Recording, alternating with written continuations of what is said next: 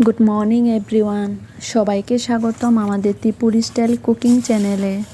তো আজকে আমাদের রেসিপি হলো কচুর আলুর রেসিপি।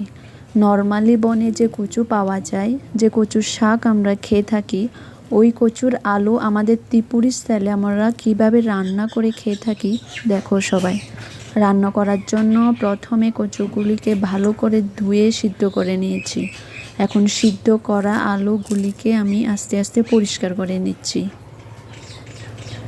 এই কচু খেতে অনেক বেশি টেস্টি হয়। মাছ দিয়ে খাওয়া যায়, নর্মালি নিরামিষও খাওয়া যায়, কিন্তু আমি আজকে ছুরি শুটকি দিয়ে রসুন দিয়ে রান্না করে দেখাবো। তো সবাই দেখতে থাকো আমাদের ভিডিও।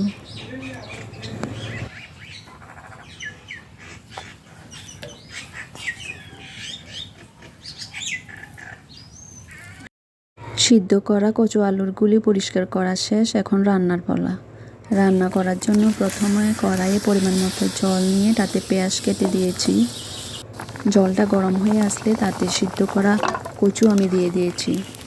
তারপরে পরিমাণ মতো লবণ, কাঁচা লঙ্কা বাটা, হলুদ এবং সবশেষে শুটকি দিয়ে আমি ভালো করে রান্না করে নেব। ভালো করে রান্না করে নিতে হবে, তা না হলে গলা চুলকাতে পারে। তরকারিগুলি শুকনো শুকনো করে রান্না করতে হবে। গ্রেভিগুলি শুকনো হয়ে আসলে তাতে আমি রসুন বাটা দিয়ে তারপরে নামিয়ে নেব। নিত্য নতুন ত্রিপুরি স্টাইল রান্নার দেখার জন্য চ্যানেলকে সাবস্ক্রাইব করবে, লাইক অ্যান্ড শেয়ার করবে। Thanks for watching.